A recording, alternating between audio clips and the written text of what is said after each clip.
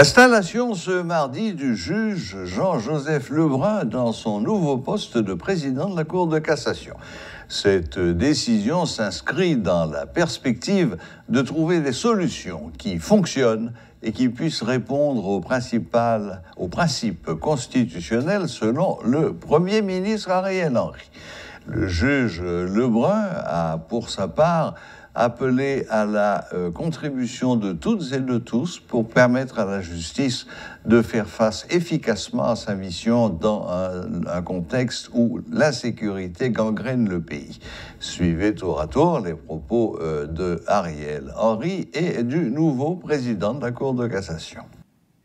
La décision de nommer un président de la Cour de cassation s'inscrit donc dans la perspective de trouver des solutions qui fonctionnent et puissent répondre aux principes constitutionnels.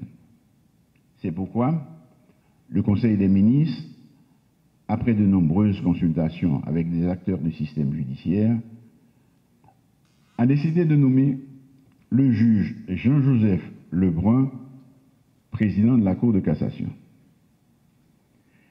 Cette nomination se veut respectueuse de l'esprit de la Constitution, en ce sens que le choix s'est porté sur un juge professionnel de plus de 27 ans de carrière, qui détient un mandat à la Cour, qui ne souffre d'aucune contestation, et sur un magistrat qui a fait ses preuves dans le système judiciaire et qui jouit d'une grande réputation de compétence, d'intégrité et d'honnêteté.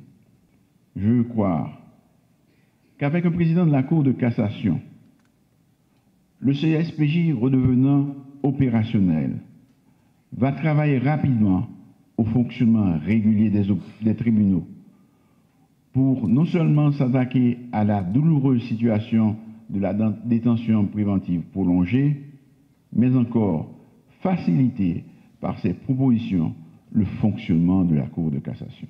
Mesdames et messieurs, vous me permettrez d'insister et de rappeler que chacun a ses devoirs et ses obligations envers la République. Les magistrats, dans cette période difficile que connaît le pays, doivent assumer les leurs en faisant preuve d'empathie et d'humanité pour rendre la justice et contribuer à la sécurité des citoyens. Je profite pour interpeller les juges en général et les membres du CSPJ en particulier à donner la main dans la lutte contre l'insécurité et la détention préventive prolongée qui constitue une violation grave des droits des citoyens. Collègues magistrats, mesdames, messieurs, les temps sont difficiles. L'heure n'est pas au beau discours. Ensemble, nous devons nous mettre au travail pour affronter les grands défis de l'heure, à savoir la subordination et la politisation outrancière de la justice, les épineux problèmes fonciers, l'accessibilité à une justice fiable et équitable, la rénovation de nos cours et tribunaux, la formation continue des magistrats et du personnel de la justice, l'intégration de beaucoup plus de femmes dans la magistrature, la réduction de la détention préventive, la mise en réseau de nos cours et tribunaux, la relance de la Cour de cassation paralysée depuis plus de 6 mois, alors que, suivant un rapport du greffe de la Cour, les dossiers enrôlés à date qui méritent d'être évacués sans délai se chiffrent à plus de 400 affaires ordinaires et affaires urgentes.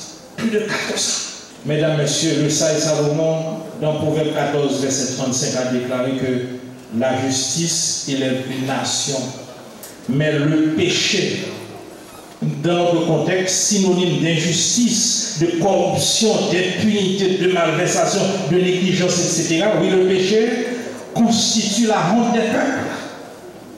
Comme nous venons de le signaler dans notre système, les défis à relever sont gigantesques. Seule une conjonction de tous les fils et filles du pays, chacun dans sa sphère d'action, peut nous aider à y faire face de façon durable. Collègues magistrats assis et debout, mesdames, messieurs les avocats, officiers ministériels, militants des droits humains, personnel administratif des cours et tribunaux, policiers, policières, notre société est malade, notre justice l'est aussi. Conjuguons donc nos efforts pour le relèvement de notre société en général et de notre justice en particulier.